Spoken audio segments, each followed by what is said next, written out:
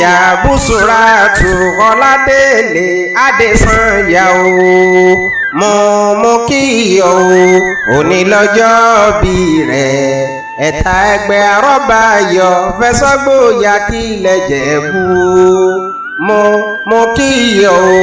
happy birthday to you Búsúrátù ọlọ́jọ́ bí ìwé tẹ́. Kọ́ńbó ẹ̀kú àlejò yìí mú ọmọ Yédè mo fẹ́ máa kí ẹni tí ń ṣayẹyẹ pé kú ọdún gbòǹgbò ọ̀nà ẹ̀kú àlejò ẹsẹ̀ Àjíà Búsúrátù Ọládélé ni mò ń kí lọ́wọ́lọ́wọ́ ìpáǹkùrú èlùbọ́ ẹ̀kú àlejò odò ẹ̀ta ẹgbẹ́ Arọ́bayọ̀ Fẹ̀sọ́gbóyè ní ṣayẹyẹ ọjọ́ bíi ọdún márùndínlọ́gọ́ta 55 ní àkíkà June 30 ní ẹ̀yìn ènìyàn wa òun lọ́jọ́ bíi yèyé Adéọlá ìyá Dámilọ́lá ò ní sọ́nà ní ayé Àjíà Búsúrátù Ọládélé yèyé Ọlámilékan ayé abá ọgbẹ́gbá ọpẹ́ títí dọjọ́ ayé rẹ̀ ni wàá fi máa dán yìndínyìndín bí ìdẹ yèyé ayọ̀ ọwọ́ náà lá ayọ̀ kúnbí ń kọ́ àwọn èso rẹ̀ ò níyàn kú mọ́ lójú máa ṣàmì àdúrà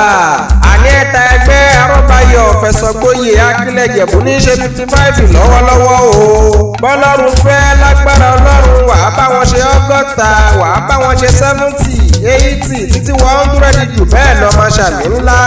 ilé òní lé ọ ọ̀nà òní náà gbogbo ojú ń ta tì lọ́dọọdún kò ní já sọ́jọ́ ẹkún fún ọ máa ṣàmì ọ̀rọ̀ ti gidi ire lọ́tún ni mo fẹ́ fún ọ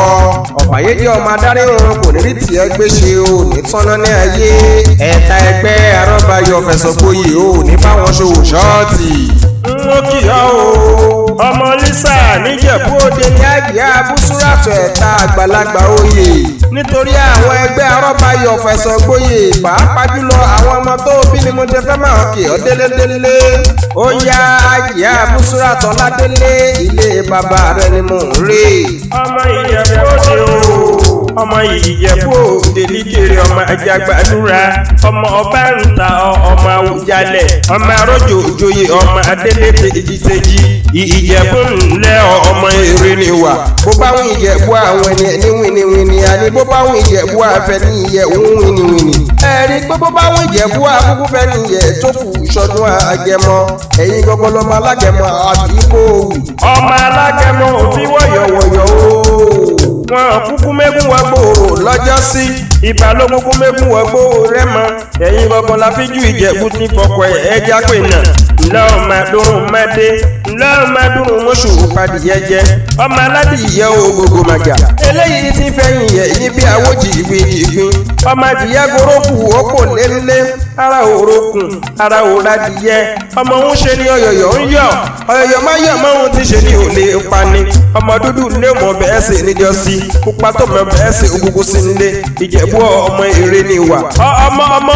ọmọ mo ní sùn léwò lọ́bẹ̀ o ọbẹ̀ kan ṣoṣo tó kù nílé òde òbíbọ̀ nínú ilé bàbá tóbi ọlọ́mọ èèpè Jájẹ̀bú kàkà kẹ́pẹ́ Jájẹ̀bú aṣọ wọn a máa dán korokoro bí kóró òṣìn mẹ́fà níṣulé bàbá rẹ̀ méjì jíjẹ méjì ìta ìjẹ ó wá lọ́ṣà tí wọ́n fi méjì tó kù bọ̀ Àjíà Búsúrátù Ọládélé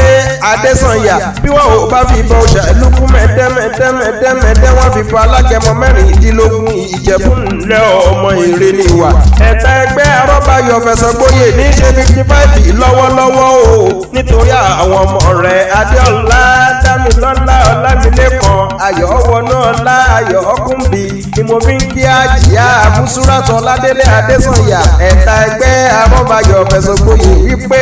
happy birthday to you many happy returns o. bí wọ́n bá wá bí yín pé ta ló kọrin oyún sí yín létí ẹ bá mi máa sọ fún wa wípé Ìdòwú iye ni Ìjẹ̀bú Waterside lèmi kúkú ti wá ọmọ Ìwòfún Àjídà gan lèmi